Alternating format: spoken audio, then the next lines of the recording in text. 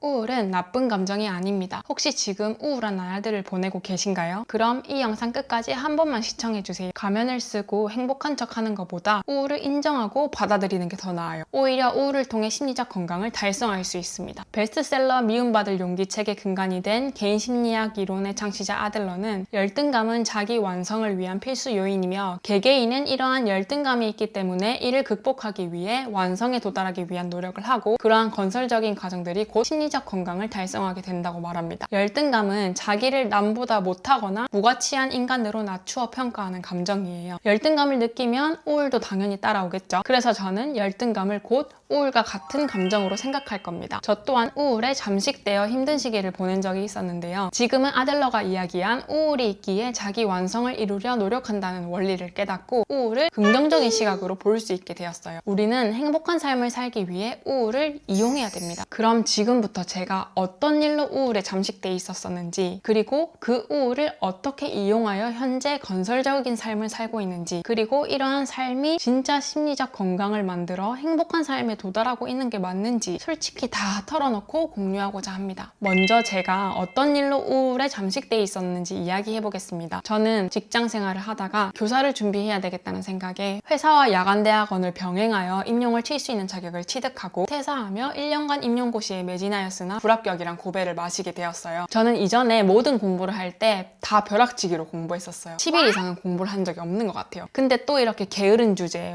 완벽주의자여서 투입한 시간 대비 극효율을 내기 위해서 엄청나게 스트레스를 받아 하는 편이었어요. 벼락치기는 그 기간만 버티면 되기 때문에 극도의 스트레스를 받아도 버틸 수 있었어요. 버티는 방법은 자기 체면을 거는 거예요. 너 이거 못 외우면 인생 망해, 해내야 돼, 집중해, 몰입해, 견뎌, 이겨내 등 자신을 벼랑 끝으로 몰아붙였어요. 근데 이게 대학교 과제, 시험, 자격증 등에는 통했어요. 항상 평균 이상의 결과를 내었고 단기간에 이룬 만족스러운 결과를 보면서 나 자신한테 그래, 뽀디야 나 믿고 있었다니까 하면서 뽕에 취해서 뿌듯해하고 도파민을 쫙 느끼고 엄청나게 힘들었던 과정을 미화시키면서 벼락치기를 반복하며 살았었어요. 그러다가 임용고시를 준비하게 되었어요. 무식하면 용감하다고 모르니까 임용고시도 이전에 준비하듯 하면은 할 수 있을 거라고 생각했어요. 물론 이전처럼 아예 공부를 안 하다가 끝물에 빡 집중해서 하는 정도까지는 아니었고 상반기에는 진도를 따라가면서 대략적인 내용을 숙지하고 하반기에는 미친 듯이 회복하면서 달릴 생각이었어요. 그래서 상반기 6월 모의고사 때는 16점이 나왔고요. 9월 모의고사 때는 64점까지 올랐어요. 그래서 저는 또 당연히 할 수 있을 거라고 생각했어요. 근데 제가 임용을 준비하던 시기에 정권이 바뀌면서 이전에는 몇십 명 뽑던 티오가 한 자릿수로 토막이 났었어요. 또 임용 티오는 시험 한 달 전에 나오거든요. 그래서 이때부터 엄청나게 멘탈이 흔들리면서 지금 공부한 걸로 부족하다는 생각이 들었고 새로운 것들을 추가로 공부한다고 기본적인 것들에 잦은 실수를 하면서 미끄러져 버렸어요. 나름 열심히 준비한 시험의 결과가 좋지 않아 좌절하고 깊은 우울에 빠졌었어요. 일반 치주는 1년을 준비하더라도 그 사이에 자격증도 여러 개 따고 인턴도 경험해 볼 수 있고 10호를 못 하더라도 그 1년이 통째로 날아간다는 생각은 안 들거든요. 근데 고시생활 1년은 합격 아니면 불합격이니까 불합격이 되는 순간 지난 1년이 남는 게 하나도 없는 기분이었어요. 거기다 같이 스터디했던 다른 친구들은 합격하였거든요. 진심으로 그 친구들이 합격한 게 기뻤어요. 진심으로 축하도 해줬고요. 다들 어떻게 1년을 버텼는지 아니까. 하지만 그래도 한편으로는 부러운 마음을 떨쳐낼 수 없더라고요. 나 혼자 해내지 못함의 실망인 것이 더 커서 계속 저를 자책하게 되었어요. 또 제가 이러한 마음을 느낄 거를 아니까 합격한 친구들이 저한테 먼저 연락을 못하는 거예요. 저도 그렇고요. 어떻게 보면 서로 배려한다는 건데 서로 연락을 꺼려하게 되고 그 인간관계들과도 자연스럽게 멀어지게 되더라고요. 또 기대하셨던 부모님께도 죄송하죠. 그냥 볼 면목이 없었습니다. 여튼 여러 가지 감정을 느끼며 하루 종일 유튜브만 봤어요. 저는 파워 1라 집에만 있는 게 너무 힘든 사람인데도 그때는 와 침대에서 일어나지를 못하겠더라고요. 임용시험 하반기부터는 1분 1초가 아까워서 밥도 걸어다니면서 먹고 먹는 와중에도 계속 암기하고 그랬는데 이제 볼 쇼츠가 없다는 문구를 보면 제 자신이 너무 한심하더라고요. 얼른 일어나서 뭐라도 해야 됨을 머릿속으로는 알고 있지만 몸이 진짜 가위가 눌린 것처럼 움직여지지 않았어요. 오죽하면 침대에서 일어나는 법을 유튜브로 제가 검색했었다니까요. 하지만 누구나 우울을 극복하고자 하는 때는 찾아옵니다. 사람마다 시기는 다르겠지만 확실한 건 누구나 한 번쯤 언젠가는 아 진짜 이렇게 살기 싫다, 우울을 극복하고 싶다 라고 생각하는 계기가 분명히 찾아온다는 겁니다. 임용 불합격 이후 밥만 축내면서 씻지도 않고 살만 디룩디룩 찌었거든요. 그런데 어느 날 거울을 보는데 제 모습이 너무 보기 역하고 더러운 거예요. 그때 딱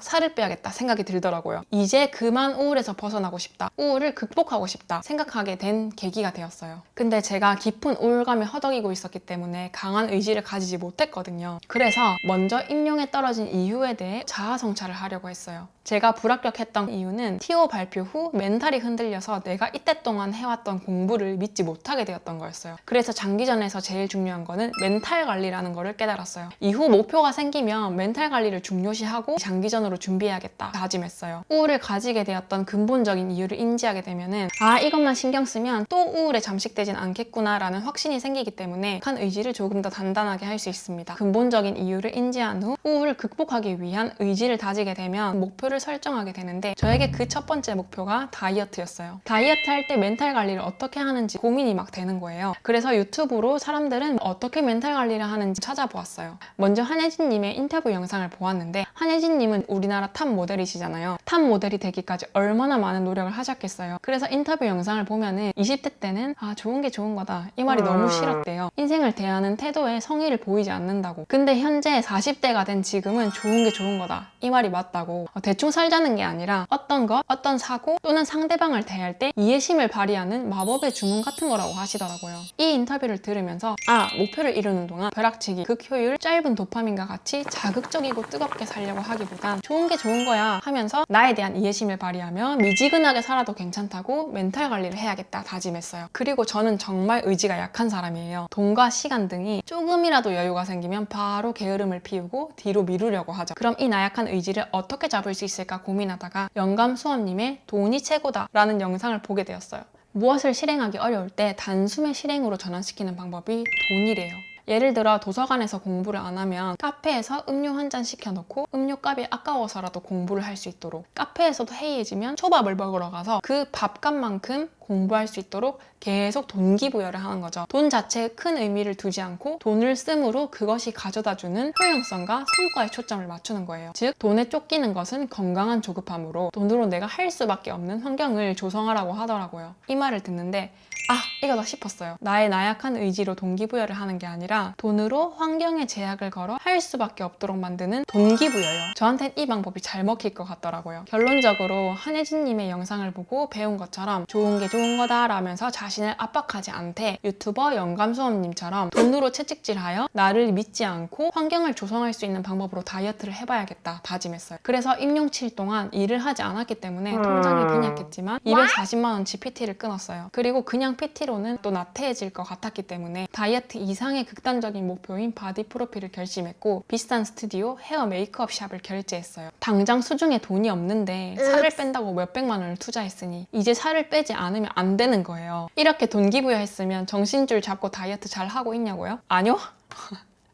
입 또한 902,048만 700만 거 터졌어요. 동기부여해도 모범생처럼 하지 못하는 모습에 또 자책하고 우울감이 왔어요. 근데 딱 반나절 정도만요. 다시 회복해요. 좋은 게 좋은 거잖아 하면서 나에 대한 인내심을 발휘하기로 했잖아요. 그러니까 어휴 짜식아 또 넘어졌냐? 야 네가 넘어질 거 뻔히 알고 있었고 넘어져도 일어나면 되지. 이런 뻔뻔한 마음으로 제가 바뀌더라니까요. 그래서 결론적으로 저는 다이어트에 성공하고 바디 프로필을 잘 찍었을까요?